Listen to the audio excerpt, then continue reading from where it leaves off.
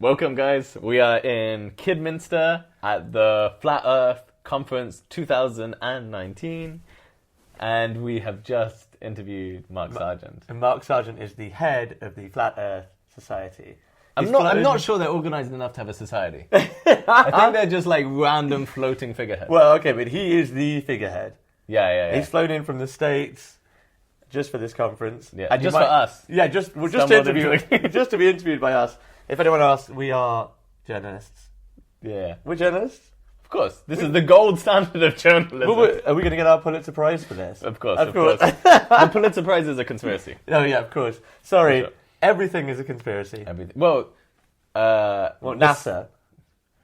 Everything is an illusion, but the philosophy of nihilism and illusion is a conspiracy. Just to know Flat Earther referred to it in that beautiful terminology.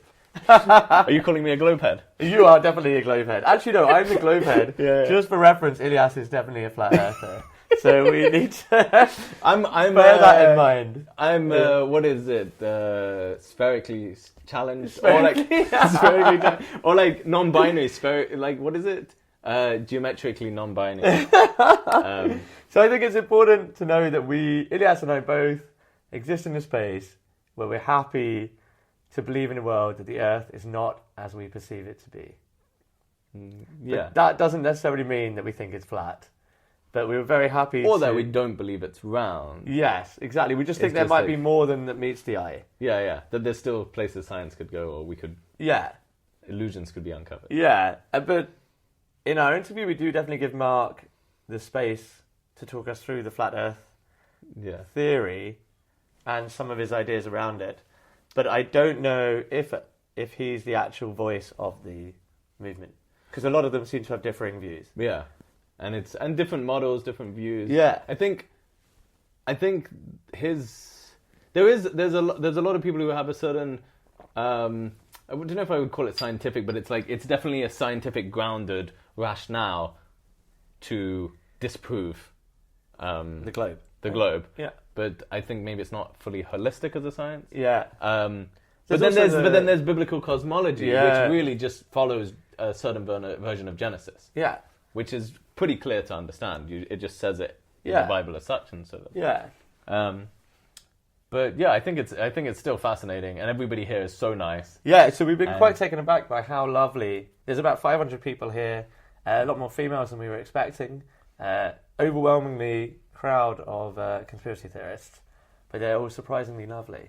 Yeah. And also, and I thought they were gonna be like, it was just gonna be like lunatics. But no, everybody's like, I've had like really, I mean, half of them, like, we've spoken to some people who basically have the same kind of general philosophical outlook as I do. As I said, Ilyas is a flat earther. I don't know, I don't know, why did we do this?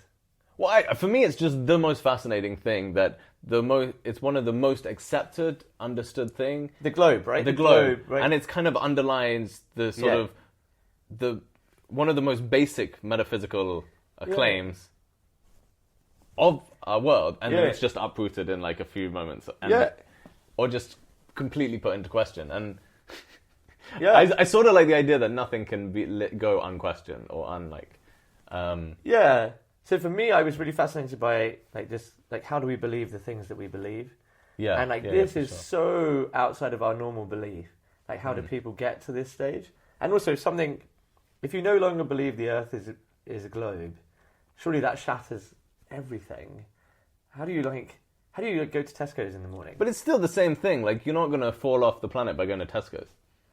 Yeah, but I think if you think the Earth is flat, you're really saying that a lot of people are hiding the truth from you.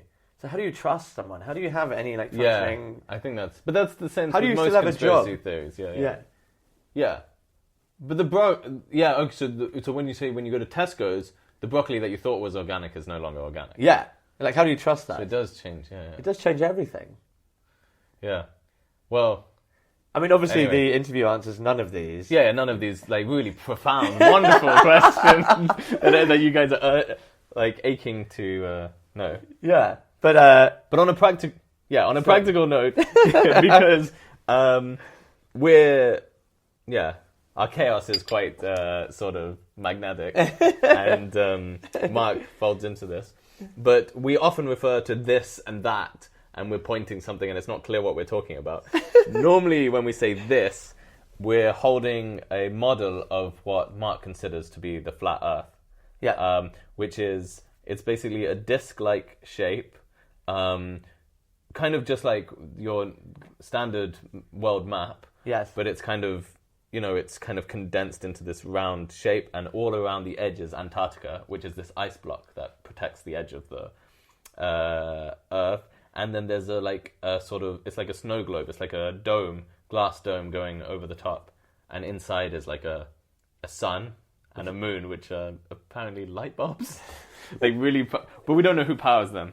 Anyway, and then when we say that, or the other thing that we might be referring to is just like a squishy globe.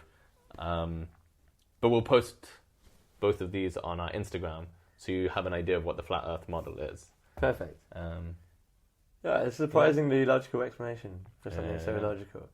I'm impressed. And I think it's important to know... We're journalists now. We're like proper... Full of surprise. But I think, and it's important to know that we do give Mark space to talk through his theories with us. Maybe a little too much. Much space. But if you've got any questions that you'd like to ask us, feel free to send us an email. And if you have the patience to listen to the end, there's he has some really interesting ideas on novelty and the meaning of life. The meaning of life, which actually, to some degree, even more interesting than Nothing's more interesting than flat Earth. Yeah, exactly. Yeah. But anyway, thanks for listening, guys. Listen.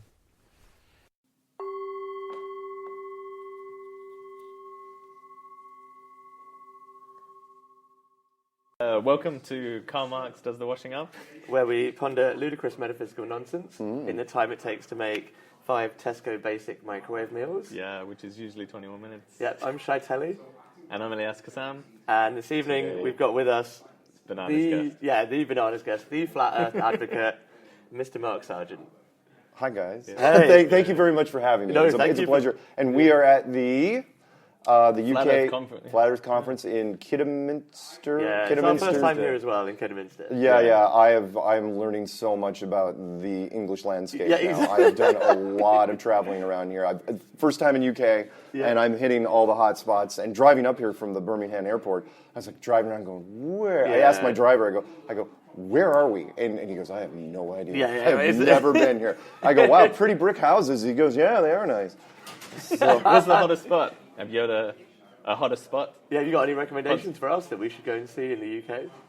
No, Dublin, Trade Market Square. Oh, shit. It's pretty hilly though. No. There's just this one street that they take all the tourists to, and it's just lined with your iconic pubs. And you have just these groups of like 20 tourists, and because we were doing street activism there a few days ago. And then every once in a while, a drunk, standard. They're actually dressed pretty nicely. I mean, I'm not sure if they were homeless or not. Come up to you and start singing. One guy literally the entire time we're there, every chance he got, he would come up and start singing "Amazing Grace," which was amazing. But it was amazing. It was amazing. Yeah. He kept forgetting the lines. He kept leaving out "Save the wretch like me." I once was lost, but now I'm found. He kept forgetting that line. He kept going straight to Anyway, it doesn't matter. So the point is that when we were there, and I didn't realize how much the documentary had spread, the Netflix documentary. Yeah, Behind the Curtain. I had no freaking idea until I got to Dublin, because we were only there a couple hours and had at least a dozen people from different countries coming up to us. South Africa and Australia, Bolivia, French girls, French high school girls came up to me, thought I was French. I'm going, why? And apparently the movie was dubbed in French. Oh, no way. Yeah. And Americans, and, it's like, wow. And it was like, because I've always said, I was like, look, there are millions and millions and millions of people. We'll get into, like, the UW group. Wait, so a lot of the people who approached you, they really, believe in what you're... Oh, yeah. And the ones that didn't were absolutely curious, which is some people that said, well, what did you think about the documentary, for example? And I said, it was a Trojan horse. I got a chance to see it in the film festival theaters with people. So I would sit next to them with a hat and glasses. And so they didn't recognize me. Because eventually, if I tried that without doing that, they'd be like, hey, wait a minute, what are you doing here? But what happened was, the first 20 minutes of the movie, they didn't think it was real. They thought it was a parody. for something. They honestly thought it was like and in fact, I'll tell you, there was a Hollywood editor that got shown the movie completely cold. It's like, okay, we're not going to give you any context, just watch this. At the end, he was talking to the directors of this film, and he goes, where the hell did you get the budget for this movie? He goes, what are you talking about? He goes, all those actors. They played it so straight, like they believed like it was a real thing. And he had to stop me. He goes, no, man, it absolutely was a real thing. And he goes, you mean that conference actually happened? You know, the conference in Rome? Yeah. And it blew his mind. He was like, and that's what happened. I saw when I was watching in the theater with people. The first 20 minutes, they're like, laughing. It's like, oh, it's kind of funny. And then all of a sudden, you see this, thing go over their face. They're going, wait a minute. This is actually a thing. This is like, a thing, like a giant corner of the internet that you didn't even know existed. And it's only been there for 4 years. But then it's only been 4 years. Yeah. Would you say the same thing happened to you? Like, was there a point when you were laughing at the theories and then something went over your head? No, I wasn't laughing because it wasn't presented the same way to me. When I got into it, when I looked into it in the middle of 2014, there wasn't that much content out there. So when I got into it, I was angry. It was like, okay, I get it, but it's completely stupid, and there's no way it's real, so I'm just going to shoot it down. I'll spend 3 days and just hammer this thing into the ground. And then 9 months later, I'm going, okay, I can't prove this anymore, so what do I do? So I made a series of videos called The Flat Earth Clues, put it on the internet, said, okay, hive mind, you're smarter than I am, as a whole. People miss nothing. Look up like moviemistakes.com. If you make a mistake in media, people will find it. And so I said, I made a mistake. What is it? And the opposite happened. And the documentary didn't even talk about it, which was like the subject matter experts that called me up.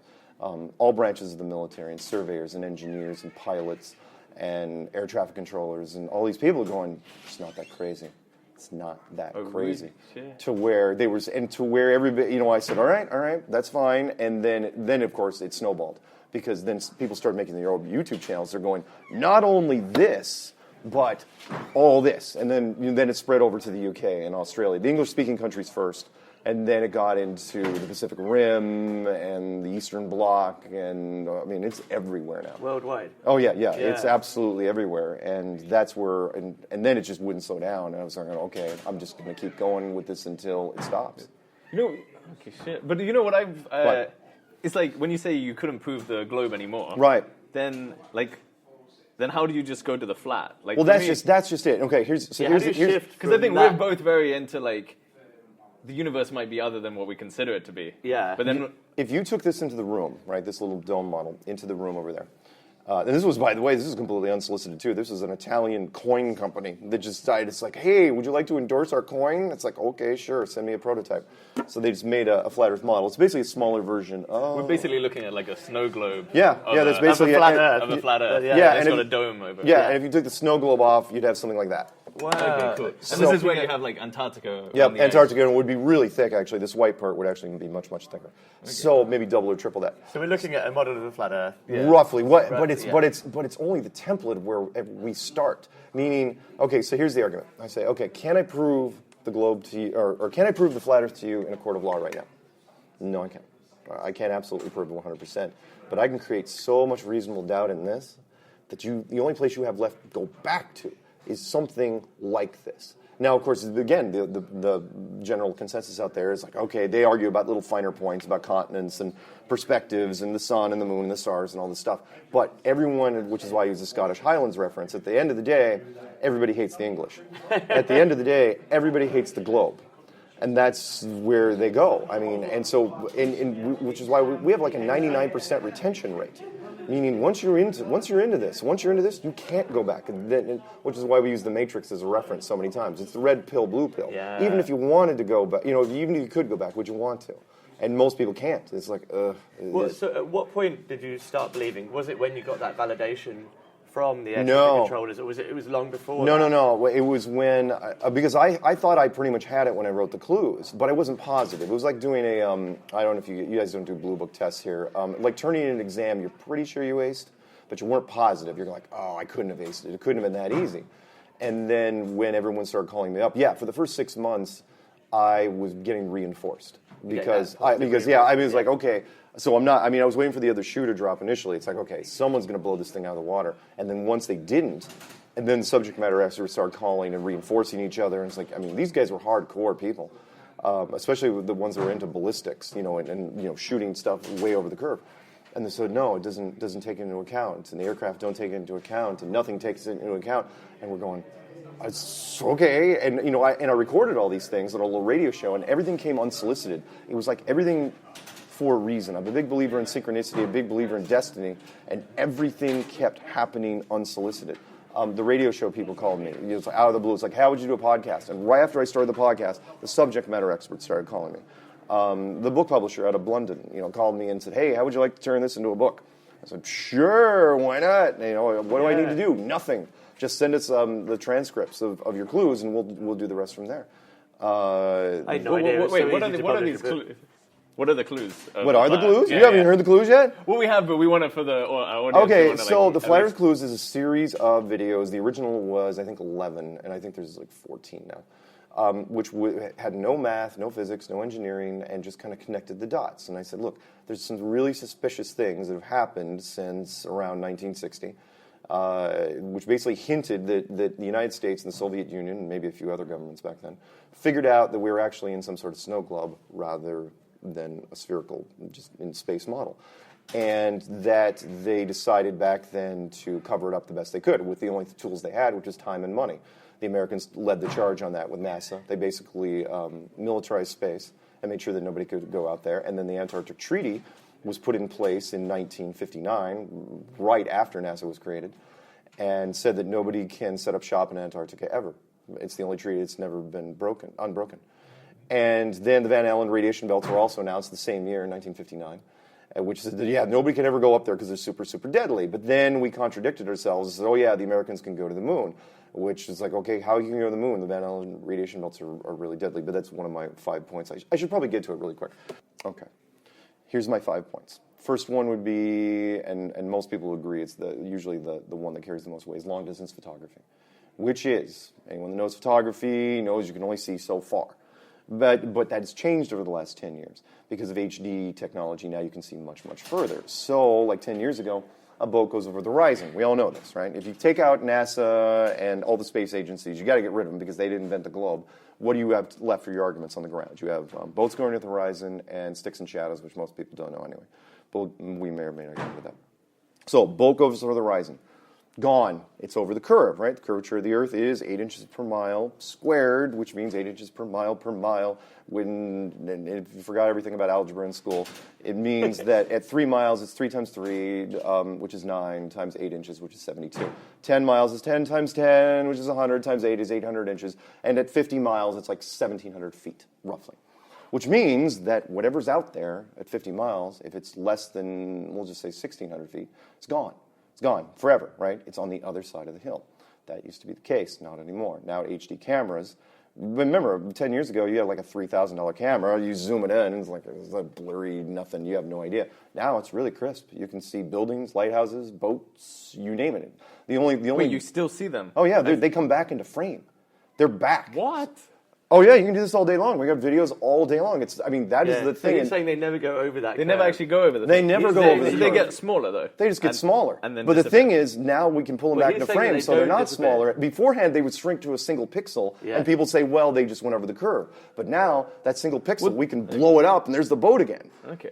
But I mean, like if it's flat, then it will just disappear and get smaller. But if it's curved, the bottom will go before the top. Eventually, right? well, yes. But however, there's some atmospheric stuff that goes into play here, which I think is part of the design of this, which is like atmospheric lensing. You got to remember, what we're breathing right here isn't exactly nothingness. It's 4 parts nitrogen to 1 part oxygen. Yeah, there's some trace gases, but who cares? Nitrogen, oxygen, that's all you need. But that's really kind of like a soup. And that gets thicker with time, and it also magnifies with time. So everyone knows, like you see divers at 200 feet down, sun blinding overneath, but the sun cannot penetrate down there. It's really, really dark at 200 feet. At 1,000 feet, it's pitch black. The atmosphere is really no different. So when you go off in the distance, which is why you can't see forever. People say, why can't you see Japan from California? Why can't you see Europe from New York? And why can't you see Mount Everest from everywhere? Well, if you got rid of the atmosphere, honestly, you probably could if you had a strong enough camera. That's the first argument, which is long-distance photography. Second is gravity versus the vacuum of space. which the argument, the short version is, why is our atmosphere here? Why, if this thing was covered with wispy smoke and this was a vacuum chamber around it, why is that smoke still here? You can't tell me this little ball is going to hold that on. I mean, considering the vacuum chamber, pressure needs a container and pressure will equalize. And you're saying, oh, you might have an explanation for that. Okay, let me explain it this way. Say the second floor of this building is in vacuum chamber right now, and there's a cork in the ceiling. I pop that cork. What do you think is going to happen? A million times out of a million times, the air is going to equalize. It's going to be instant. It's going to be violent, and you might even black out and die. And you say, what's your point? My point is, why didn't gravity keep the air down here? And you're saying, well, because, and then I say, just expand that, which is, all right, the atmosphere versus a much, much bigger vacuum chamber. Why is the atmosphere still, why is it still here? And I say, because it's in here. It's a pressurized system. This makes so much more sense. Third one. Sorry, can I ask this? Yeah. This dome. Yes. What's it made out of? The Earth is flat, and then there's a dome. Exactly. Meaning we're talking literal version of this. Like a literal dome encapsulated. Yeah, this isn't just to hold the frickin' map. This would actually be, the biblical term would be the firmament. But I feel like it's so precise for something. So once you disprove this, then we've got a really precise model of getting close. I mean, precise enough that conferences like these are happening. I mean, no, people going with the reason again why it resonates is the more we stare at this, the easier it is to explain very, very hard things. Let me segue. The third, fourth, and fifth things we'll get to in a second. Which is no. You'll this is the kind of chaos we normally deal with. You'll understand this. Which is these two seem about the same size. They make both approximate sense, right? One's the globe icon, one's the flat icon. The problem is this does not exist on its own. This needs a massive, massive support system. Like the solar system. Oh yeah, you need the sun. I mean, think of it. If this was actual size, the solar system alone would be 2,000 feet in every direction, right? Plus you need a galaxy around that, a universe around that. Plus you need trigonometry and calculus and quantum mechanics and so on and so on and so on. I mean, there's a lot of stuff that the average person can't even begin to understand. Most people don't even understand algebra. That's it. That's all you have. That's a whole universe. There's no universe. Yeah, that's the entire universe. Why do you need a universe? We don't go to the universe anyway. It's kind of like the argument we give for other people, which is if 99.9% of the people believe the illusion, that's what you go with. That's all you need. If all you have to do is convince people that there's a universe out there in their imaginations, human beings seem designed for illusion, honest to God. That we seem to have real perception issues, real vision issues, especially. So why wouldn't this be a planetarium? Why not? I mean, the stars are out there, but you can just make up the stars. Stars are just some giant clock system. And so the more people stare at this, the easier it becomes to where it's like, again, the average person on the street, I'm not trying to pick on people that are out there. People say dumb down, and I'm not saying that they're dumb, but they're lazy. And so the average person doesn't know anything about engineering or math or, engineering, math, and physics. Physics, they don't know anything. I mean, honest to God, the average person, literally, I've tried. I said, 8 inches per mile squared. I can say this so many times, they still don't get it. And so if they don't know that, how the hell are they going to get this?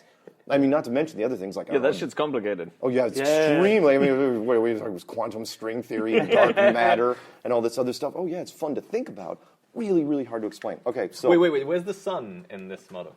Barely, you can even barely see it in that. And in fact, most of our models... but there is a... No, but I mean as in like... Where is it? It's inside. If there's no universe, then where is the sun? The sun and the moon, where is it in a planetarium? It's just up on the ceiling. So how do we get seasons? So it's just sunsets. Yeah, that's right. You're asking all the right questions. Is this the turning? Yeah. So the sun and the moon are just revolving around the inside like a mobile child. So the Earth isn't turning. It's just this. No. It's just the stars. Everything. No different than a planetarium. The sky is moving. So when you see a time lapse of the star trails, if you see time lapse of the star trails, it looks like the stars are moving. That's what we're saying. We're saying the stars are moving, not the sun. But what's making them move? We don't know. What's making the Earth move? No, the stars. Sun and the moon. Who the hell knows what that things are where they're powered by? Only that the moon, the sun is an incandescent light bulb, and the moon is an LED bulb, which I'll get to. So they're just bulbs. Yeah, they're just bulbs. They made. In fact, there was I can't remember the guy's name. He was a wonderful physicist, kind of like a Tesla guy, and he did interviews out of his car. And he had this wonderful, wonderful rant. I'll ask somebody. I'll get it for you before a moment. Where he was saying that there is no fusion on the sun. He goes, I don't know what's powering the sun. He goes, but there is no fusion happening. It's getting its energy from something else. It's basically like it's a light bulb. But we'll get to it. Okay, so real quick. So the third one... Wait, sorry, is it enough... so is it not enough just to disprove this, and then you then need to prove this? Like, do a lot of people just exist in the space where they're happy to say the globe isn't round? Yes. And then they don't need to find out what it actually is. Exactly. This becomes kind of fuzzy. It's kind of out of focus for them. But they know it kind of looks like this, but as far as the details go, they're happy just knowing it's there and out of focus. Okay. That's all they need. Yeah. The third thing would be the eclipse shadow, which I got a chance to spend time in the Great American Blackout Zone. So moon, 2,000 miles wide, casts a shadow that's only 70 miles wide. Really, really strange. Can't do this down up here with normal optics. It's like you're walking next to a wall with the sun, and your shadow gets shrunk down to like an action figure, or even smaller. Should not be, right? And you're thinking, well, it's because, science will say, well, it convexes and it focuses the shadow. I'm going, okay, fine. Then the exact same thing should apply for the other side, which is when the Earth becomes in front of the sun, then you should see, remember, the Earth is 8,000 miles wide. The blackout zone should at least be 4 times as wide, 250 miles wide. We should see a big black dot that shows up on the moon. We never do. We see a blood moon, which is a big, giant red curve that goes over it, and we see the waxing and waning crescents. And all the other stuff. We never see the blackout. The moon should turn into a giant eyeball, and it never ever does. Fine. Not convinced of that one. Let's do the fourth one. The fourth one freaked me out, and I was into flat Earth for a year before I even heard it. Again, people are just coming up with their own shit. They're going, dude, there's something. It's serious. It's like finding a new drug, which is why in the book, my new book, this is the original book, but this one's called Flat Earth Clues: End of the World. I literally say flat Earth is a drug. And that is, once you get into it, like any new drug, people experiment with. It's like, oh no, man, you got to smoke it. No, man, you got to roll it up and put it in a burrito and eat it, or bake it into cookies. No, man, it's a vape drug, and it's like, you got to turn it into eye drops, whatever. People just start making up shit. And so some guy called me on a radio show, and he goes, man, the moon is cold.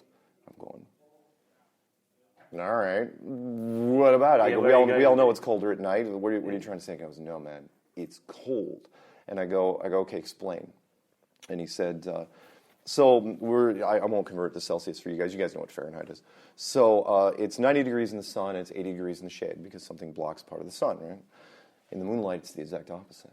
So it's 50 degrees in the moonlight, which is pretty cold, Fahrenheit, but it's 60 degrees plus in the moon shade. In fact, up to 13 degree swing. It's actually warmer outside of the moonlight.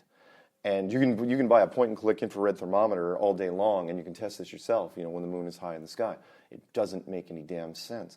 So now, does that... and we've tested this, oh my God, we've tested this with just about everything including copper strips and glasses of water. 3 different glasses of water. Why 3? Because I suggested, I was going, okay, what happens if you take a magnifying glass to moonlight?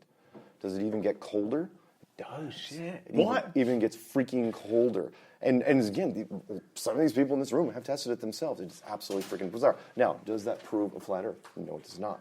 Does it absolutely blow away the relationship between the sun and the moon? Yes, it does.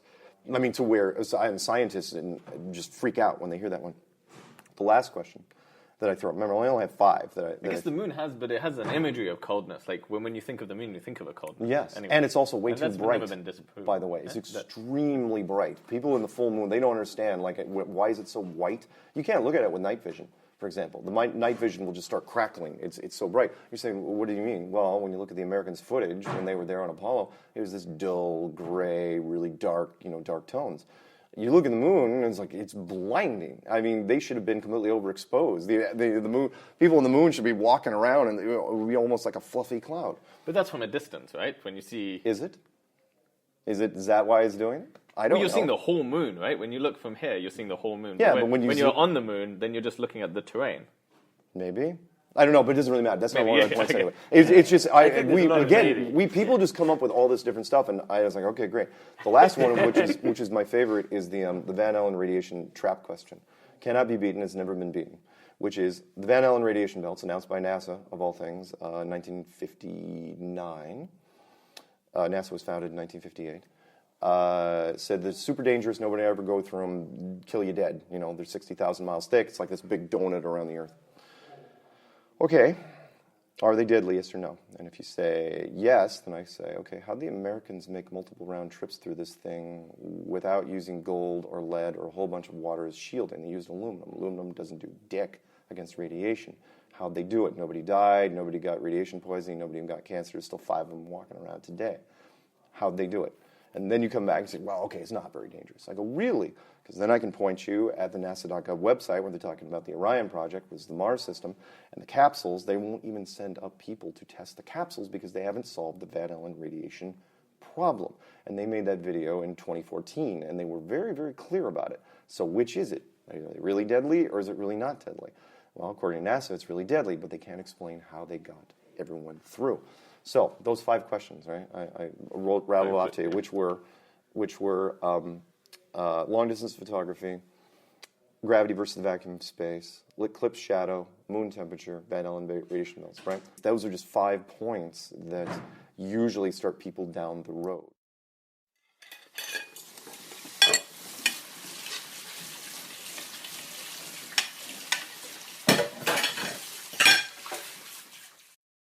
Half of our membership in the United States are hardcore Christians. Half of them. And what is the link between religion and the flat Earth? But you can't see it? Well, I think I can see it. Sure you can. Organic, not organic. Not built, built. So, if this was built... Yeah, but how do you know this is not built? Well, that's just it. Well, that's just, and religion will go down that road. Okay. Hardcore religion people will say that they're both built. The problem is if you go down that road, it's like, yeah, but this really screams that it was built. This is like, oh, maybe it is or isn't, because science will say that it's an organic property, that, part of the Big Bang. Science has absolutely no explanation for this. For the flat Earth. Yeah, for the flat Earth. And so they say, well, that's why they say it's not real. And so because of that, the religious communities and all 5, the big 5 religious houses, Hinduism, Buddhism, Judaism, Islam, Christianity, they all have a stake in it. And all of them have sort of, latched onto this because for the very simple reason of if it was built, well, then we have a weapon to go after science with. The religious aspect of it is very, very strong. And it's the double whammy. You want to know why it's resonating. It's not just because it's easy to understand. There's 2 parts to it, which is the other things that people resonate to is, one, if it's this, then we're all part of the same family. This is it. This is all, you still... there's nothing else out there, so we're all not that we know. I mean, literally, you could put 7 billion... Who's to say there aren't 7 billion people sitting in that thing right now? So you think by, having this kind of epistemology would help us to sort of bind together more and just come together because we're all one. And I didn't intend that at all. And again, I didn't invent flat Earth, but that's what a lot of people go in. And the second part is that somebody's looking over you. Now, I'm not going to put a name. Actually, there has to be, for this to exist, there has to be a creator. Oh, because this can still you're absolutely right. And I say, did God build it or did he subcontract out the work? At the very least, whoever built this is one step closer to God's phone number than we are. So, yes, whoever's looking over our shoulder, and so at that point, it becomes much more intimate. God's just saying, why didn't you just make it a globe? Yeah. Well, no. And some people say, well, God's all-powerful. It's like, why? You're saying that God's lazy. And I'm going, no, God's not lazy. Yeah. I'm saying God is really, really efficient. So why build? Carl Sagan was a big believer of some of this, where he's like, man, the universe is just way too inefficient and empty, and there's just nothing. It's just vast. It's way too big for what's happening. And I'm saying, use that line from Contact. Any advanced tech is going to be full. Their efficiency is going to function on multiple levels, and that's what we're talking about here. We're talking about multiple levels of efficiency, and that's where again people latch onto that. But don't you think this? I think this is so contained that it's knowable, right? Yes. Whereas the universe at large, I mean, so why? Unknown, So right? One of your questions you guys will eventually get to is why pretend to be this? Why create this as the illusion, right? Because we didn't invent this. Yeah. I think that whoever built this place put this in here, and I put this in the clues, to keep us from looking. Basically, look, we haven't, as a civilization, we haven't become really interesting in the last 500 years. And that's what it buys you. It buys you time, which is you don't want people, and I talked about this in the clues, I think it was Status Quo, where I said, think about it like a wildlife preserve. Human beings are super, super curious about all sorts of shit, and we obsess about a lot of things. So let's say you put a buffalo in a big 1,000, you guys have buffalo here, cow in a big 5,000-acre wildlife preserve, right, with water and trees and grass. Super happy, that cow's not going to be happy, or cow's not going to care about anything. 5,000 acres, super big, right? You put a few human beings in there, What do you think human beings are going to do? They're going to walk up to the fence, and that's all they're going to care about. They're going to obsess over the freaking fence. It's like, why is the fence here? What's on the other side of the fence? Why are we on this side? Who built the fence? Did we anger the people of the fence? Maybe we should sacrifice things to the fence. And then all of a sudden, it goes from there. That's all they care about. What's the answer? You get rid of the fence. You make it invisible. You create the illusion that no matter it's what... infinite, that you can't go anywhere. So it's infinite, right? So there's nothing on the other side. You're on the right side. So you're just saying as soon as we have like this Antarctic, this ice block that goes around the edge of the Earth, like everybody's going to the edge of the Earth. Everyone would, churches would start on the ice. So then you're like... So you're just causing complete fucking chaos in this planet. No, okay. But it's truth, like, the way you see it. In your own analogy, are you obsessed with the wall? No, I'm not obsessed with the wall, but I am obsessed with certain aspects of it. I'm a big believer in design, and so when I was staring at this, part of the reason I built the clues, and I wasn't going to even release the clues until I was happy with looking at this and saying, okay, would I design it differently? Now I'm not trying to put myself in the mind of God, but it was like, okay, what little subtle things, and some of the design aspects of this thing are brilliant. I mean, for example, little things like 3% salt solution in the ocean. Just enough that people can't drink what they're sailing on, but marine life is still fine and things still sink. Too much salt, things float, things never sink, and marine life doesn't make it. You say, what's the point? Well, the point is 3% salt solution limits exploration by 95%, because most of your seabound stuff was all tied to how much fresh water you had on board. And if you had ultimate, infinite fresh water, you just keep freaking sailing until you starve to death, or fish, or just never stop. And things would have sped up really, really quickly. So potentially, okay, let's do this. Back up just a second, and that is, let's say, for example, I'll throw the question to you guys. Let's say you were the king of France in 1500, and you had a map that looked like this. Could you do anything about it? No. You had wooden ships and you had horses. There's nothing you can do, right? So, as in, like, you can't travel anywhere. No, you can't really travel. It's fine. You're going to take wooden ships and horses to the ice. Good luck. And plus, you have to bring all your food with you. Nothing really changes until the internal combustion engine. Remember, that's 1900 and change, and then our decent planes didn't really even kick off until around 1940, 1950, and then 1960, more pressurized aircraft, which is what we're talking about here. So, 1928. Admiral Byrd flies around the North Pole, and whatever they figured out freaked him out so badly that the United States Navy had him and teams basically going around here in circles for 30 years looking for it. And then they figured it out in about 1960. They figured out, it's like, okay, here's the outer marker. And really up in 1954, they were traveling like 20-something years, and they almost gave up. 1954, they came on television, Admiral Byrd's going, oh yeah, the whole place is made out of money, tons of resources, let's just carve it up and live our lives. And of course, Murphy's Law, the very next mission, Operation Deep Freeze, and they find it. Which is still classified to this day, but I know what it was. It was like the outer marker, and then they seal it and lock it down for all time. So, you figure out that you confirm this in 1960. Do you tell the general population? Well, if you're a truther or you're an average person, knee-jerk response would be, yeah, we should tell people. It'd be really cool, man. It's like, why?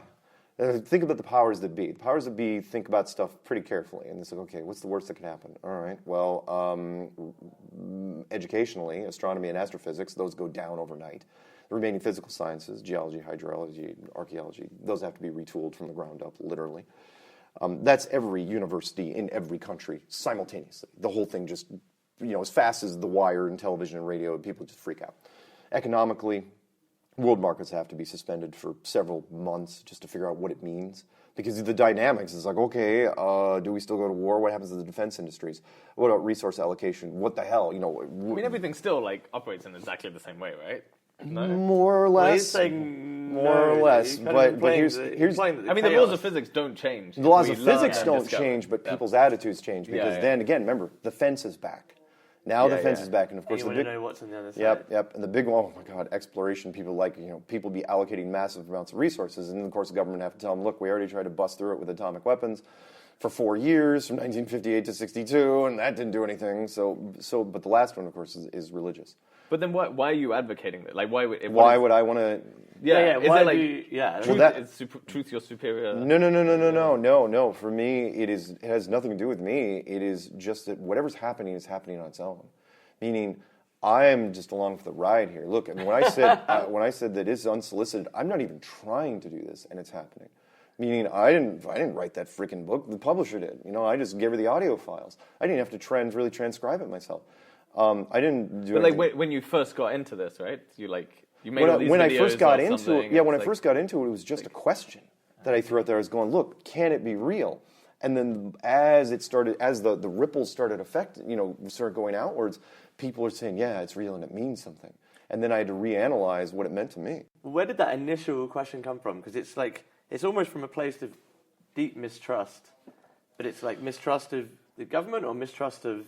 It was a casual curiosity, believe it or not. It was conspiracy boredom. I have an opinion on every conspiracy you can think of. Some good or some bad. Did Bigfoot have Elvis's baby? Probably not. But that is true. I mean, I have an opinion on. There's dumb ones. Well, again, how can I judge? I wake up every day with a big bowl of flat Earth. I can't. So people that they'll throw conspiracies at me. I literally can't judge and be hypocritical. But it was casual conspiracy where I looked at it. Was on my bucket list. It's in the documentary. It was on my bucket list. It's like, okay, I'll look at it. I'm getting older. Why not? Let's take a look at it. And I'm getting older. Let me question everything. Let me disrupt my entire life. Yeah.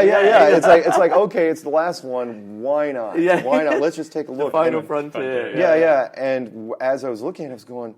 And then again, it was casual. It's like, okay, I can't do this anymore. I can't figure out. Show me where I went wrong. And honest to God, as God is my witness, I thought that some academic was like, all right, here's where you went wrong. You forgot to carry the 2, and you can shut down your YouTube channel and go back to your life. And it's like, great. Where's the wine and popcorn? I'd be right on it. And instead, everything again, it started happening on its own, where people just started calling me out of the freaking woodwork. The media. Just general people in that audience, it's like, hey, I want to talk about flat Earth, and then of course the subject matter experts, all these people. It's like, yeah, you know what? It also, in addition to what you talked about, it also may be true because of this, and it just kept going worse and worse. And then they started tearing down NASA, and then they started tearing down physics, and then they started tearing. Well, they didn't really have to go much in the way of mathematics, but some engineering things, and it just got weirder and weirder to where then all of a sudden. The first celebrities, I talked about this in the speech, the first celebrities started coming out. B.O.B. did his thing where Neil deGrasse Tyson came out against him. It's like, why would Neil even respond? It was meant to be, where it's like, if B.O.B. had just done his thing and Neil Tyson didn't respond, no one would care. But Neil Tyson decided to go on Comedy Central and do this, this thing where he just rambled about shit that was way above people's heads with no graphics. And it generated a lot of, the media was like, oh my God, the world's most popular scientist versus a Grammy nominee. Sold. And then that carried us through 2016. 2017, Kyrie Irving, the basketball star, came out. And then Freddie Flintoff, that didn't help. Yeah. And so that happened. And then 2018 was Mad Mike, a stuntman, rocket guy, who came and said, hey, can I have some money so I can finish my rockets? Yeah, put a flat Earth sticker on it. And he put a big flat Earth sticker, and people lost their minds. It's like, oh my God, it's the greatest thing ever. It's the stupidest thing ever, but it's the greatest thing ever. And it just kept getting bigger. Nothing seemed to slow it down. I also call it like the flat Earth drug deal, which is, you can imagine like a trench coat with all these conspiracy drugs in it, and then you come up and it's like, oh yeah, man. It's like, what do you got? It's like, oh, I got something, man. I don't know if you know what? I don't know if you can handle this, man. It's like. It's flat Earth, right? It's like don't take too much, and right, you didn't get it from me. Right? It's like you give them the disclaimer. It's like I'm warning you, man. Don't. Still water. Oh yeah, sure. Still do it. Amazing. Thank you so much. Yeah, we'll share that. Amazing. Thanks so much, man. Thank you so much. That's so kind. Thank you. Is there drugs in this? Oh, that's the level of water levels. Yeah, that's the other thing. So, but it's true. We have a lot of. So I'm trying to get more inflammatory with those little statements because honestly, my goal is to either be on the cover of Time as the most dangerous man to science ever, or just the villain. That's fine, because I can be a disarming villain.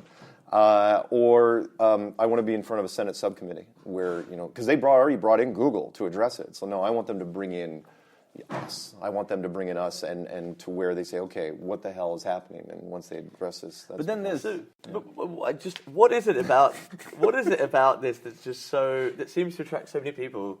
It's so absurd. It's so absurd, but is it the absurdity that makes it so believable? Like, how are so many people willing to throw away everything? Because everybody that goes into it does the same thing. Here's why it's so Because you're not even promising any answers. It's not promising. Like, we're not even asking for money.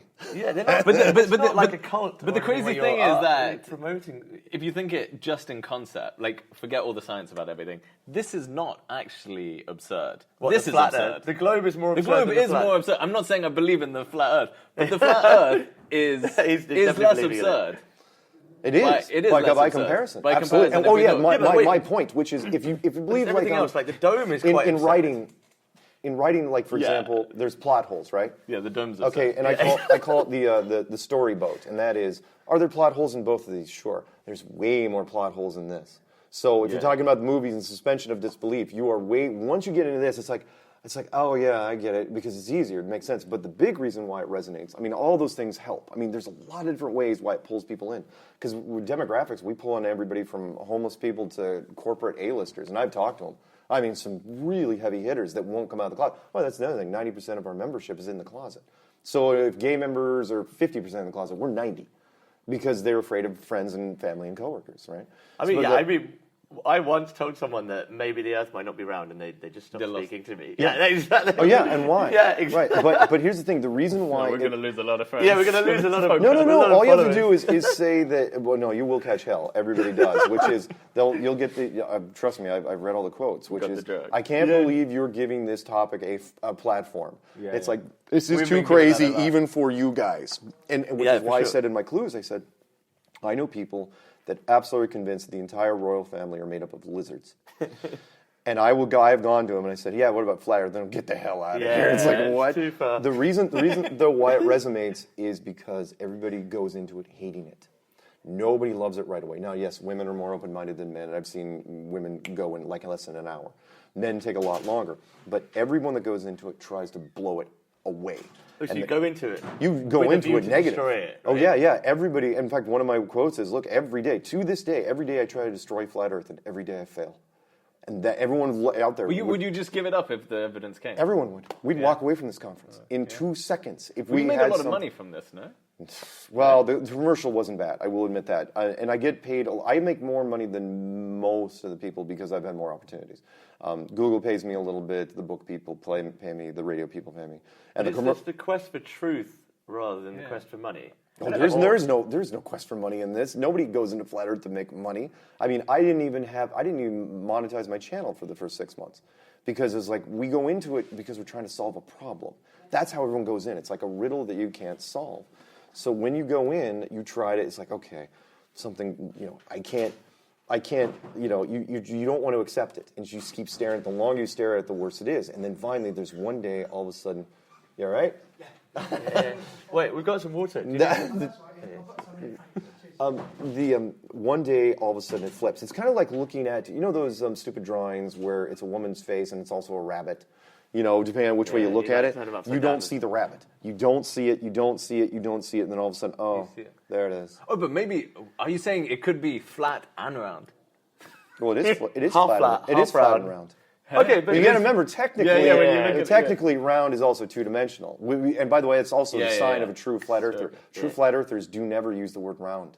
They use sphere, globe, ball. God, they never, and so when anyone tries to, no, anyone that, I mean, once you flip, like anyone tries to infiltrate, we can spot them in 2 seconds. It's like, I absolutely don't believe it's round. It's like, burn him, we grab ropes. So do you lose a lot of people when you start talking about the dome and then, the sun and the sun being a bulb and the moon being an LED? Is that when you lose a lot of people? No.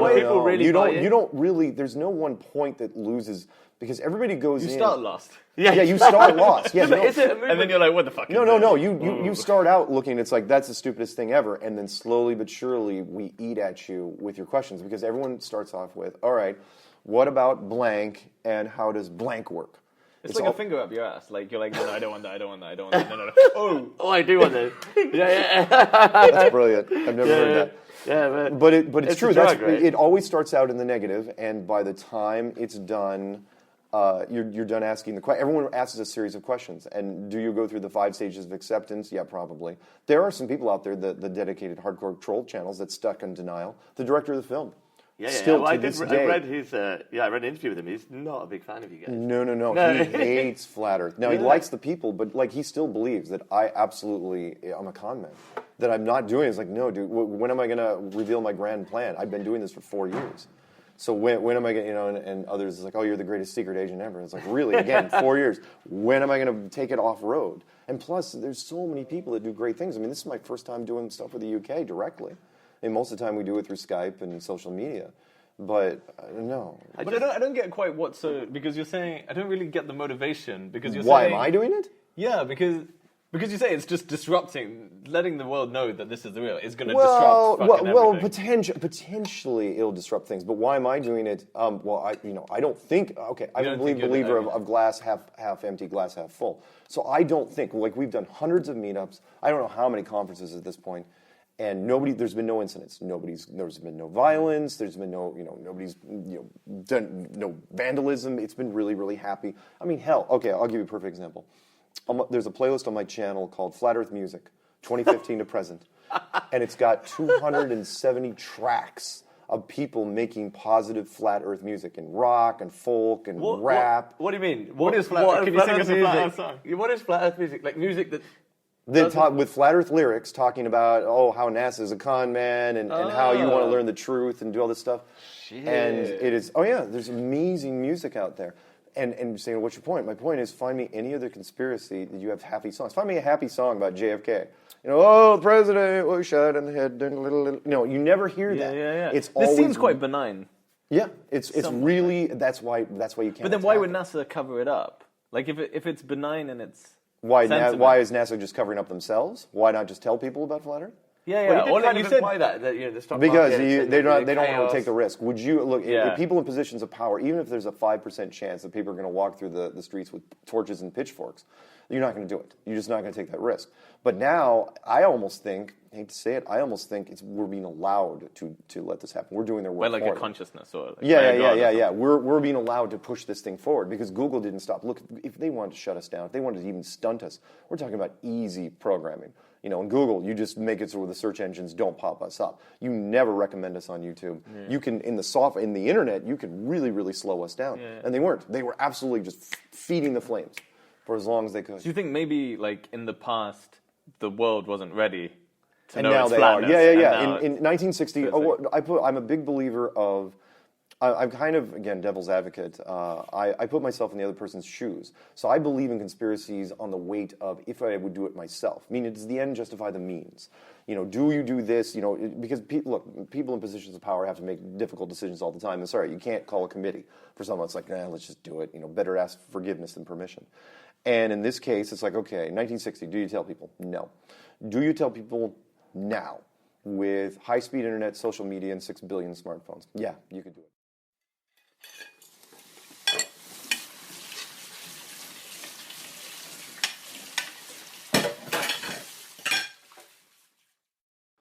I still don't get why such an elaborate model. Like the globe in its universe is it's wildly elaborate. Why invent this for? Why invent the illusion? Yeah, because it makes this more viable. Again, if you get rid of the fence, if you don't get rid of the fence, modern technology. Yeah, but there's a way of just saying infinity without we've gone through. Exactly. Well, not infinity. You can't do an infinite plane. Because that or just call it a solar system and call it a day. Like, we haven't been able to go to Mars. Yeah. Right? Once we get to Pluto, then we can say, okay, invent some more stuff. Here's the best. No, you're absolutely right. Here's the best part of that, which is let's just say it was me that built this, right? Oh yeah, I may give you the idea of the solar system. I may plant that in a few people's heads, like Copernicus or whoever, right? But the rest of it's up to you. You just made up the rest of it. You with your imagination. I mean, think of all the science fiction. Oh yeah, fine. We came up with the solar system. The solar system was created by science. But it was us and our imaginations. We were the ones that came up with Star Trek and Star Wars and Stargate and freaking every single space movie we've ever done. We were the ones that took our imagination out there. Science just said there's nothing out there. We filled it in with all the other bits. Right? Yeah. But this is also the same thing, right? Like we came up with this. Like it's. Yeah, it is, but I believe here. Okay, you want the end game for something like this, not Avengers Endgame, but Endgame. But once your worldview has been shattered, are you open to anything? I just think this is This is alluring because it's so simple. Yeah, but you crave something simple. Yeah, we crave, but that doesn't make it true. No, but once it doesn't matter. It doesn't matter. Because it doesn't matter. The truth at that point, I'm not going to say it isn't truth because I do believe, but the truth at that point, you are genetically built to go after the easier model. Meaning you are going to be driven to it. And it's like, well, maybe not you, but the average person on the street is. Absolutely. But that's because it's more computable. That doesn't make it more true. Again, you're going to get stuck in that loop if you keep doing that, which is, it doesn't matter. Because yes, you keep saying it. It's like it's more computable. That person, they're going toward that because it's more computable. It makes more sense to them. Yeah, but a lot of people equate what they believe in with the truth, right? Like, not many people separate those two aspects. If I believe something, I'm going to think it's true. Yeah. Like that's what they're playing on, right? Like, yeah, but your point earlier was that we can't actually trust our vision so much because it's always constantly lying to us. We are genetically predisposed to illusion. The perfect example, if you've ever been stuck in traffic and you zoned out and the car next to you, did it move or did you take your foot off the brake? Or you have two trains that are next to each other. Yeah. I hear that a lot here. Yeah. And you have no idea if that train's moving or your train's moving. Yeah. You have no freaking idea. Yeah. So I'm totally on board with that, but I don't know why this would be any different or why this would be immune to that. Like this is part of the same degree of delusion as any other. Well, okay. Again, until the problem is technology. So that works fine. That model works just fine until you have the technology to prove it out for yourself. Which is why, again, every freaking culture drew that model up until about 500 years ago. And then this was introduced. Because if the internal combustion engine, again, if it is made and that thing is still out there, what do you think they're going to do? First thing to do, they're heading for the freaking ice. They're going for the wall. This coincided with like the Industrial Revolution and stuff like Yes. Well, I mean, at least, exactly but they did it way in advance. They got a head start on it because, newspapers were already on their way, and the Industrial Revolution, along with radio and all that stuff, it came along really quick. But you want to get a head start. You're not going to wait, and you're not going to introduce the globe in 1800. So in this flat model, we still get seasons and sunsets and what we was. Sure. But that's all controlled. Controlled. It's all a mechanism. It's all a mechanism. It's all a machine. Or a virtual, if you want to go down the virtual world, a virtual thing. And by the way, that it would be if I had ultimate free way of just throwing stuff out at people. I'm a huge believer in simulation theory. Absolutely believe. I mean, the double slit experiment and quantum entanglement. Careful. And the big one is, have you guys heard of like neuroscience and free will? Yeah, I mean, kind of. It's two things. Yeah, I've heard about it. There's an experiment. There's an experiment tied to it. Yeah, it's literally called neuroscience and free will. But that is free will doesn't exist. Which is because I like to tell people, I was like, look, our definition of God and creation and everything is limited to our technology, which is like we used to think God did stuff with hammer and a chisel, and then it was like, well, I don't think we ever said that God used a power saw. But now I said God's a programmer. But the average person on the street does not get it. They will not get it. Look, The Matrix is 20 years old. Nobody's understanding that movie. They kind of get it, but unless you're in it, you don't understand from the inside. So, neuroscience and free will, I'll give you that. And if it is virtual, right? Wait, so what's your correlation between the free will and the... Oh, yeah, we're getting to that. Oh, okay, sorry. Okay, so if it's enclosed, right, if it's a flat enclosed world, it's probably digital. Right, and that is meaning on the outside of this, it's probably a big box, because all programming is done on a giant box. Computers can't think in circles; they can only think in squares. But sorry, no, I'm getting. But why is this not a square? Like why? Oh no, because I can't go to the. I mean, in some of the models, yes, we do have it square. This is just an easier thing to carry around. But on the outer edges, it's probably square. If it's virtual, then it's squared off.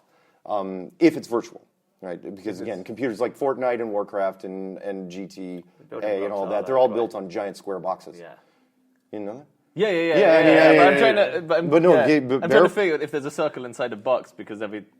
Or is it just a box inside a box? Or is it just an illusion of a circle? But, I know. Does it actually matter what the model looks like? Is it just more important to believe that the Earth is not round? No, I think because I'm totally on board with the idea that we don't have a certainty about how the universe is or how the world is. Yeah. So, but what I don't get is like ascribing another certainty with such precision in order to take its place, especially one which just seems to tick off all the boxes that kind of satisfy us. And everything fits because then the motivation seems to be... Sure. Hi. Do you mind if I listen for a bit? No, sit. Go ahead. Yeah, all right, so... Do you need this or is it enough to say that the Earth is not round? Like, do you need? No, you model? need something to go to, and which is, in fact is one of the arguments I've thrown, and some of the people have tried this, which is it's like, do we need a model? And it's like, yes, because the general public needs something. We're always a big believer, and you have to give them something. You can't give them nothing. You can't say, well, you can't have this, and say, well, we don't know what this is over here. You can't do that, because once you do that whole, it's like, oh, it's just smoke. It's like people, you lose them. You want to know how to lose them. That's how you lose them very, very quickly. You need to offer that so this is basically a more accurate approximation. Yes. And this is just a... This is the illusion. But I'll give you the neuroscience and free will thing, which fucking intricate illusion, man. Well, it's supposed to be. But then, are you willing to accept that maybe this could also be wrong, and there could be like a third thing? Of course. Yeah, of course. And this is a consistently like you're always. No, it is just the base is the base template which we work off of, and then then we argue from there. And at the end of the day, again, Scottish Highlands, we hate the English. Yeah. So you're united in the hatred of the globe, but anyway, sorry, I watched Braveheart too many times. So so if it is digital, this is where it gets even really creepier. So if it is digital, if it is virtual, which again, I will never really talk to people that much about, because it's like, again, the average person, you have to start out somewhere. Again, my training is like, look, you have to start. If it is virtual, then it is flat. And if it's physical, then it is flat. Either way, it's flat. But wait, I didn't get that conclusion. If it's whether it's virtual, whether it's digital, it's flat, because that's how it would be done. You know, all virtual worlds are built flat, completely flat. And if it's physical, that's how we've built computer games and stuff. I'm sorry, art doesn't imitate life. Why would whoever built this build it? If we built it? You know, I know you're absolutely right. There's nothing to say that we built it? God builds in the same way that we build. Yeah, but if we're imitating God in when we build stuff, right? But that's why not? Yeah, okay, why not? Fine, well, fine, okay, why not? no, I'm not saying that's not true, but there's no reason to draw that conclusion. Why would, for example, I would never ever say that human beings are arrogant enough. Like, we didn't invent code. God invented code. And so it's like, okay, who's the better programmer? Probably him. But we would use some of the same similarities. Let's not get into that right now. Yeah. Okay, but also, isn't it just the fact that it's virtual? Does it matter what shape it would be when it's like just admitting that it might be virtual is quite a big step already? Yes, but you mean what the shape of a virtual world? Yeah. Does that matter what the shape would be, or do you only ascribe to the idea that it would be flat if it was virtual? Well, again, it's more efficient if it's flat. Way more efficient, because again, if the general population can't see the curve because of atmospheric things or whatever you tell them, remember, part of it's just conditioning, which is you tell them, very Orwellian, which you tell them there's a curve. And I've had people, how many people have seen, like said, from the beach? They've said I've seen the curve from an airplane, they've seen it from a balloon, they've seen it from the beach. Like, really, you've seen it from the beach? Because Neil deGrasse Tyson will say you can't even see it from 130,000 feet. So if he says, and remember, he's the face of science, if he says you absolutely cannot see the curve from way up there, who's seen it from the beach? It's not that they see the curve from the beach. They want to see the curve from the beach. 4 lights, 5 lights. The great line from Star Trek Next Gen, which I love so much about conditioning, where Picard's being tortured, and he goes, after he was rescued, he goes, the scariest thing was, at the very end, I saw freaking 5 lights. He believed it. He actually saw them because he wanted to avoid, the conditioning was so heavy. Anyway, so... But what I don't know, what I'm getting is that actually it's really about how much life you consider there to be. Because if this is the only life there is, then this is the most efficient model. But if there's life everywhere else, then the globe model becomes maybe more efficient. No, not at all. Not at all. For example, I've said not only are we not the first people to rent this apartment, but why would this even have to be a one-off? I mean, if it was me... So the multiverse thing still functions. Well, you can be multiverse or multiple of these. I mean, why not have like a whole egg crate of these or a whole room full of these? Yeah. Well, are you going to build just one? Nah, you can build a whole slew of them. And then it's just a question of, can people go from one to another, which I doubt. I think most. It implies that there's a creator. Wait. Now are we talking about time travel? No, not necessarily time travel, but any other beings. Like, are we the first people to rent this apartment? No. I mean, the sunken city is off Japan. The sunken city is off of India. Bimini Road. Oh, no, the Bosnian pyramids, the real pyramids, and so on, right? So what happened to the older civilizations? I think there's rules, But they're still contained within a certain space coordinates. That's the big question. Are they trapped in here with us, or do they get to go out? I think they're trapped in. But that's just okay. But so there's a limit on the space, but then loads of things can happen in different temporal. Sure. Like sure. Oh, and if you want to go interdimensional, that's a whole other thing. But again, I try to keep it as simple. Okay, let's stick to one dimension. So if we start with the simplest, okay. So and then we'll go. Sorry, you were talking about the code. In the box, exactly. Right? Oh yeah. So if it wouldn't, of course, and the outer edges would be squared off if it was virtual, because just engineering works easier with. I mean, look, seriously, try to tell a computer to draw a circle. What are you doing? You're just having tiny. It's like, well, I can draw a circle. It's like, no, if you zoom in, it's still pixels. That's all it is. It's steps and steps and steps. Computer can't. We can do this. Computer doesn't understand that, and we can't explain it to them either. But then if you look at nature, like they say that there's no real straight edges in nature. Everything's like... Don't go down there. Again, it'll start to blur together. Anyway, let me throw out one more. Let me throw out one more at you, and then you can ask a few questions, and then eventually... I don't know. What time is it? I don't know. No. We just... How long are we going? Oh, we've gone on for a while, yeah. All right, okay, we'll try and wrap. So let's do this. So I'll throw out the neuroscience versus free will, which when I stumbled across it, I thought it was fantastic. I mean, the double slit experiment is fantastic anyway. If you're wondering, well, does God program? It's like, okay, since behind me, I'm not looking at it, so it's not being rendered as detailed as it could. That is really weird because that's exactly what we do in software. It's the whole 13th floor argument, which is, okay, why is the same thing? Because, again, if your character doesn't go on the other side of the mountain, do you render the other side of the mountain? No. Why would you? There's nobody there. It's, if a tree falls in the forest and no one's there to hear it, does it make a sound? No, there's no freaking tree because we didn't render it yet. Such a good response to that question. Such a good response to that. That's so good. But where it gets spooky is neuroscience versus free will. So all scientists do all sorts of fun stuff, hook up electrodes to people's brains, and they hook it up to computers and you have stuff. It's like, why not? That's what you do. It's like every scientist is like, oh, let's just hook up people's brains to shit. So they're hooking up people's brains, and they start hitting buttons, and they start registering brain waves. And again, then this is what our science, it's like science on science crime, because the other science gets really mad when this experiment's done. They click buttons. It's like, okay, you choose a number, and the thing registers what your brain waves were. But what they also did was, just to be sure, they said, okay, the second you decide what number it is, before you even hit the button, note the time on the screen. Right? So let's say you're gonna choose a number between 1 and 10. You choose 3. The second you choose 3, note the time, right? In seconds and tens of seconds. What was weird was, now the computer couldn't tell you exactly. We're not that good. At least I hope we're not that good at telling you exactly what number it was. But the computer knew when you were going to pick the number, and it knew 8 seconds before you picked it. Which is impossible, right? Because at that point you're talking, it can't, because meaning literally the computer even knew way before, extreme before, and that screams, again, free will versus predestination. Of course, science doesn't believe in predestination, which meant that you already picked the number. Wait, we're talking about like fatalism? Oh yeah.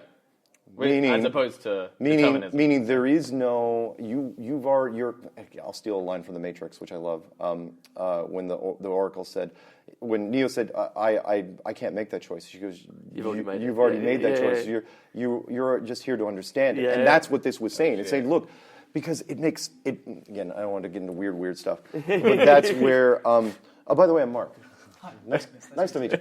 So where it gets weird is that you're talking about, think about this, a virtual world versus a virtual movie. So a virtual world is great and all, but it still uses up a huge amount of resources. It's not the ultimate inefficiency. What would be the ultimate inefficiency is, because virtual world, you're randomly doing stuff. You think you're doing stuff in real time, and you're interacting, I can go over there, I can do this. Well, virtual movie, you pick the path ahead of time. Therefore, you only have to build that world in that tunnel. And then, assuming, and maybe you interact with other people, maybe you don't. I don't even want to get into NPCs. That's a whole other thing. But that is way more efficient than just building, a random interactive world. And that's what that experiment screamed at. It said, oh yeah, by the way, there is no free will. And of course, the other science was like, well, you're doing it wrong. It's like 8 seconds. You're not doing it wrong. That's just spooky. Yeah. So there you go. Wait, it's more efficient. You're saying it's more efficient to have a. It's more efficient to map it out ahead of time. I'll give you the director scenario, which is you're a director of a movie, and you direct it. You have complete creative control, like Orson Welles style, right? You have total control. Producers are not involved. You make it exactly the way you want. Every scene, the music, all the cuts, the editing, George Lucas style. I mean, you've got complete creative control. And then just before the movie comes out, you bump your head on the kitchen counter and you have amnesia and you forget you ever made the movie. Then you watch the movie. For everybody else, it's like, oh yeah, it's a freaking movie. But for you... Sorry. Oh, it's all right. No, it's okay. But for you, it's the greatest thing ever because it's like, wow, it clicks with your head. It's like everything makes sense to you in that movie. You made all the decisions like, yeah, it's perfect. It's the perfect thing I've ever seen on film. What's the difference between that and, again, it's something we haven't come up with our technology yet. The closest we've come is just interactive realities. But imagine if you could preload it. Well, like, what is the end game? Okay, let's say there's the... Hey, you guys wanted to get into the weird stuff. I'm throwing in some weird stuff. But this is what our podcast is really about. No, but wait. All the weird shit. But so within the Flat Earth movement, though, is there Nobody many talks that about believe that. in the virtual world? Because I don't think I've come across that. Yeah. No, because there's no point in bringing up the virtual world, because virtual worlds don't mean anything if you're in it. Virtual worlds only have any perspective if you're on the outside looking in. And then it's like, which is why the Matrix works so well, because you were looking both inside and outside of the virtual world. But if you're inside the virtual world and you're stuck in it, there's nothing you can do anyway. So the best you can hope for... It still offers a kind of, like, I don't know. Maybe it's just interesting. But, like, it also provides, if you have the virtual world, it provides an infinity within a finite model. So this is the finite model. Right. This is somewhat infinite.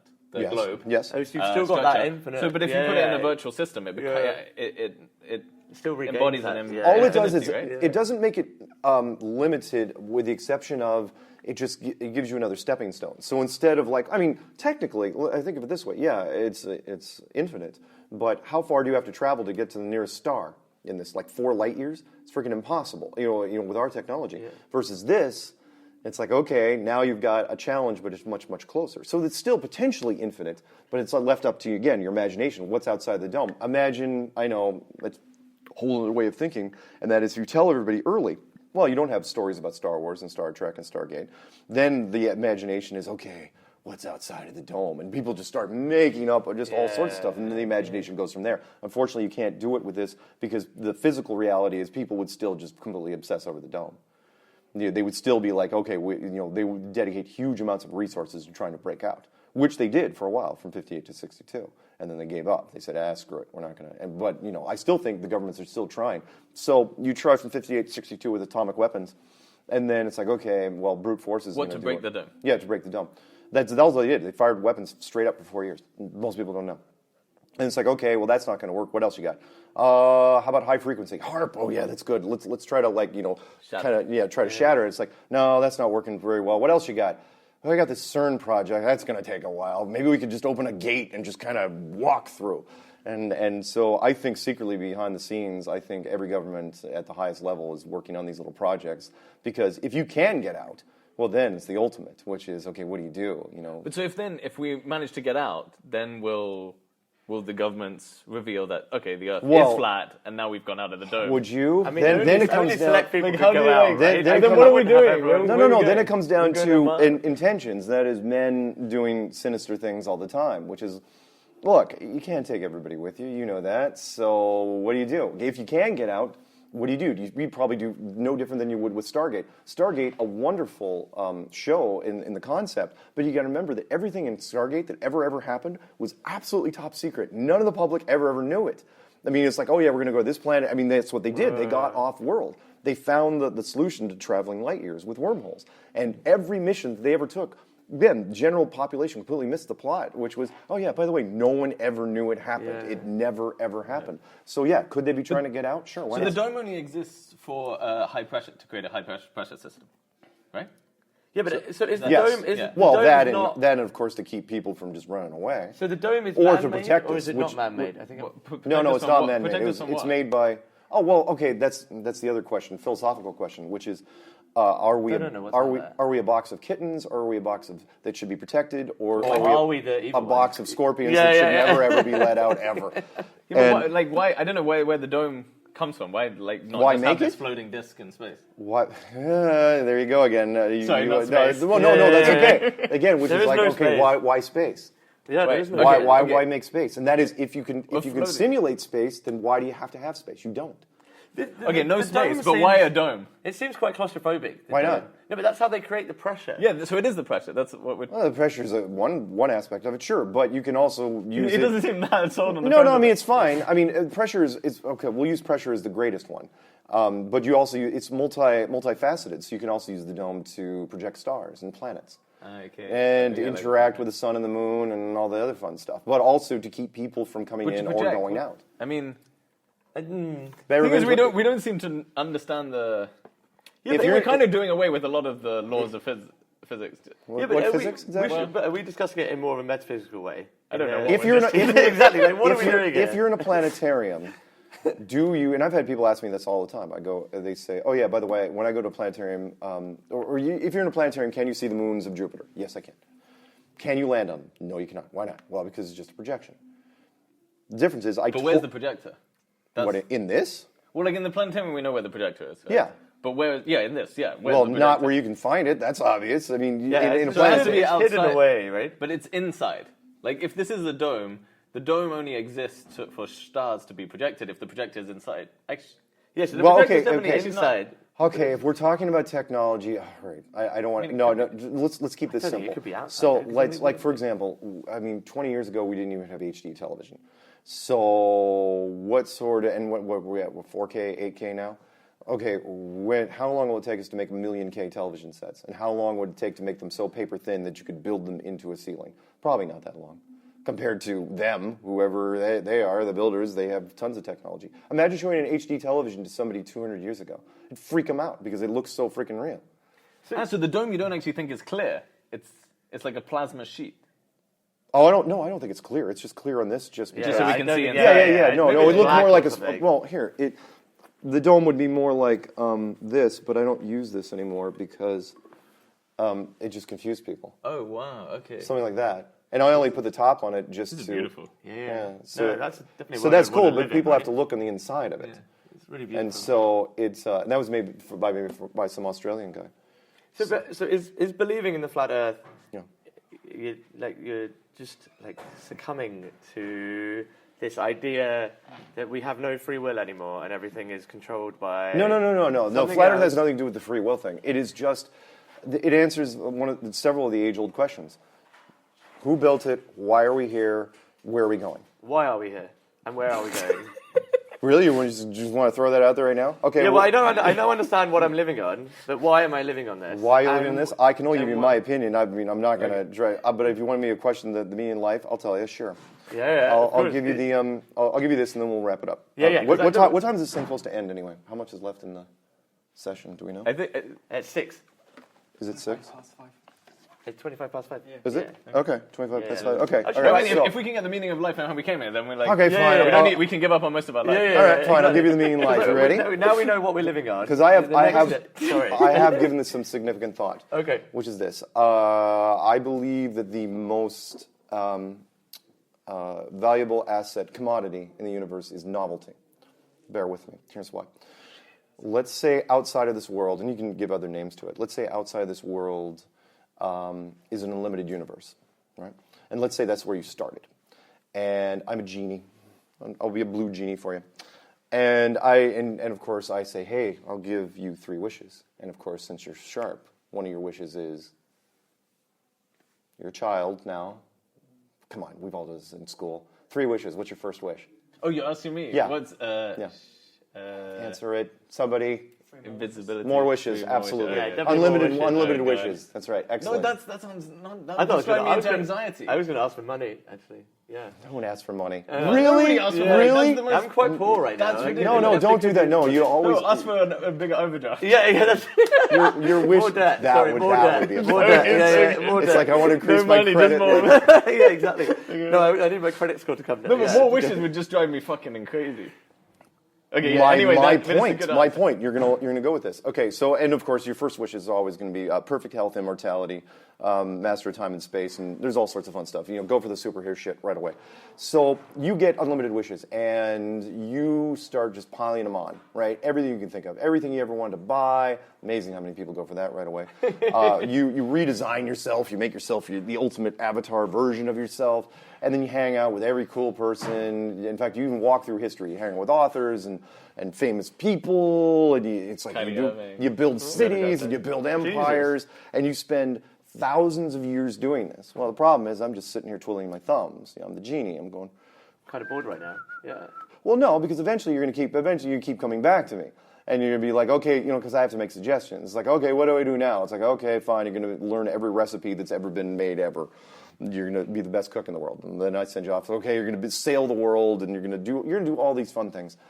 And eventually, sooner or later, you're going to get bored. Yeah. You're going to get really, really bored. And in fact, it's a quote I came up with is, I can't tell you what your first wish is, but I can always tell you what your last wish is. And eventually you're going to come to me and it's like, okay, what do I do? Well, no, you want to die, but you can't die. Or I suppose you could go that, but most people don't. I mean, most people do. And also, he's already wished you immortality. Remember, yeah, but you can override that. It's like, okay, I need to override my immortality. But most people, it's like, no, there's got to be another way. And I say, okay, fine. I make a suggestion to you, and I say, there is something you can do, and that is you can reinvent yourself. It's like, oh, tell me more. So I say, okay, I can give you a door that you can walk through over there. And through it, you are going to have some things you're going to have to suffer through. Limited lifespan, amazing amounts of conflict. Doesn't matter how rich, how powerful, how beautiful, how talented you are going to be complaining pretty much all day long about everything. You have a 100-room mansion, you're complaining about the servants. You have a $500,000 car, it's in the shop all the time. So on, athletes, get slower, people get older, and so on and so on. And this is going to happen. It's like, how long do I have to stay there? I don't know, 70 years, 80 years. Give or take, but it's going to go by really fast. Remember, you just spent several thousand years figuring out what was going to go on. And you say, what's the catch? And I say, the catch is that you can't remember that you even asked me this question. You just got to go. And then you think about it, and I say, you know what, no pressure. And you're like, oh my God, that sounds horrible. And then you go off and do something, and you come back, and eventually you come back. And then I say, all right, door's right there. And you go through the door, and you end up here. And this is a world of almost 99% pure conflict. Again, I mean, this world, of all the things in this world is entropy. This world is just, there is nothing. Again, I've looked at every famous person you can think of, and everyone's got something to complain about, always. But what would that serve? And that is you gain perspective. At the end, after all this torturous stuff, which is why, by the way, it answers one of those age-old questions, which is, why does God let bad things happen to good people? It's like, he didn't let anything. You volunteered. You signed the waiver. You walk through the door, and probably a second door afterwards. Kind of like the amusement park ride thing, where you stand in line for the roller coaster you know is going to suck. And then, even then, it's like you take the ticket, you stand in another line, and you have every chance in the world to back out. No. God has nothing to do with the blame on this. And that's it. And then once you, again, one way to get in, the foggy birth thing, where it's people like, where was my first memory? Find people that's like absolutely know their first memory. A million ways to leave, and when you leave, you go back, and then the whole thing becomes cyclical. Short little thing. So yeah, novelty. The biggest thing. But then maybe flat Earth is just because we're bored of the fucking globe. Yeah. And then eventually we'll become bored of flat Earth. No, because flat Earth was the initial thing. Because outside of here, it's cyclical, right? Yeah. Because outside of here, I call it. I built a big chart about this once. Called. Well, no, I did back in the late 1990s. I called it static world theory because it always bugged me that virtual worlds that we made had no entropy. That's the big difference, by the way, between simulated worlds and this world, is that there's no entropy. Like the chair in a simulated world it just sits there. It's always a chair. Right? It never gets old, it never wears out, it never smells bad. It's always a freaking same chair. Yeah. Whereas this, entropy is always working on things. Things rust, things rot, the rain falls, things erode. So, but outside of this world, I think it's what I call it I call it the near perfect. A giant room that's just, imagine like this, compared to this, it's just a giant room with unlimited possibilities, which is powered literally by imagination. But again, even imagination, you think, oh, it's the greatest thing ever. It's like, yeah, it is, but eventually you tap out. It's a gas gauge, like anything else. So, Flat Earth is taking a lot of my imagination right now. Anyway, you asked, so I'm glad you asked that Dude, question. I love that as an answer. Yeah, I know. I think novelty. I definitely think novelty drives a lot of our lives. Yeah, but it's how we live all of our lives. Nostalgia are the two. I'm sorry. One more thing, real quick before I go, which is this. I'll give you. We'll end on like a thud, which is like the South Park reference, which is South Park. If you ever followed the show, they actually had an episode called Earth Canceled, which was looking at. It's so good. It's like a reality show. Earth was a reality show, and the problem was the ratings were slipping, and so eventually they had to, because the lack of novelty, and they had to close it down. Well, I think, again, every civilization has about 5,000 years, give or take, before they run out of novelty. Think of everything we've done recently, just over the last 23 years. We have run out. We have tapped out. So God gets bored as well. So God's like, motherfucker. Well, maybe that's why there's Trump and Brexit and everything, because it's just the novelty. But yes, along those lines. I mean, think of all the remakes of remakes. Yeah. Think of it. Well, honestly, you can look this up if you want. We tapped out music, pure music, years and years ago. Literature, years and years ago. I mean, centuries ago, probably. And like even mainstream movies. The best year in movies, and I challenge anyone, was 1999. 20 years ago was the best year in movies. And you can look it up. Maybe it was because all the producers didn't think the Y2K would be like, oh my God, it's going to burn down. But all the best movies, it was the year The Matrix came out. All the greatest movies, the sheer content level was never higher in 20 years. We've run out, we've tapped out, we've run out of ideas. And so I think that maybe this is part of the system itself. It's like, all right, let's auger this thing into the ground. And I mean, honestly, Donald Trump is president? Really? He's a reality television star. It's a good novelty. But what's the so if like God's designing things and he's like, what is the purpose of Project Earth?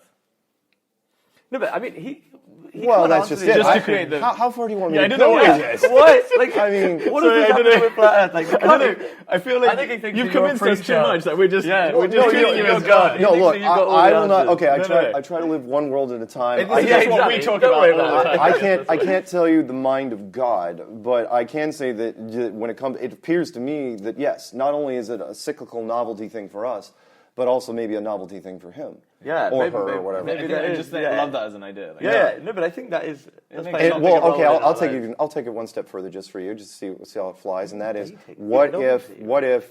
So you think about it in a giant. If I had a whiteboard, I could draw it. So at the top, giant G, which nobody looks for, because the big G, I don't think that God even completely knows where He is, because eventually, the near perfect, wherever all the unlimited realities are, but each one of these has what I call little G. Over the top. God starts out as a child, a splinter of God that has to learn as it goes along as well. So not only do we have to evolve, but the splinter of God also has to evolve. And I know that sounds a little weird, but what are we talking about here? And which is why maybe some of the old stories about it's like, why did God do all these horrible temper tantrum things back a long time ago? It's like, well, maybe because God was a child. Anyway, this could be the spawn of God, right? There's a bigger consciousness. Yeah. So that's kind of. So we suss the universe. The what? We've sussed the universe, right? Oh no, no, not the universe. Sorry. Well, I mean, parts of it enough that keep us, keep going for a long time. I really like. I think I learned a lot. I like this. I really like your meaning of life. Actually, I think that really resonates. Maybe more than the flat Earth stuff, but that. It's one of my things. The flat Earth is well, for you guys, I'm willing to talk to about. But remember, most of the people I talk to, they don't. They want the flat Earth stuff. Yeah, they just want pure flat Earth, and it's like again, that's your starting point, and eventually you work your way up. But for me, that was the ultimate thing. It's like, okay, what would I do? Why do things happen the way they are? And it's like, okay, maybe it is cyclical. Because if you did it that way, oh my God, you could keep going for a long, long time. Yeah. Of course, there's that sheer moment, with the exception of one sheer moment of terror. Everything else is great, which is the moment you walk through that door. You're like, oh my God, I have to give up what I am right now. Yeah. But I'll come back. It'll be fine, right? And in fact, you could even do like, you remember the movie Total Recall? Where you gave yourself a message and it's like a message. It's like, oh yeah, by the way, you've already done this, but here we go. Back and forth time travel stuff. So. No, thank you so much. All right, I'm done. My voice is wiped out. This was amazing. Thank you so much. Thank you, guys. Thank you so much. It was a pleasure.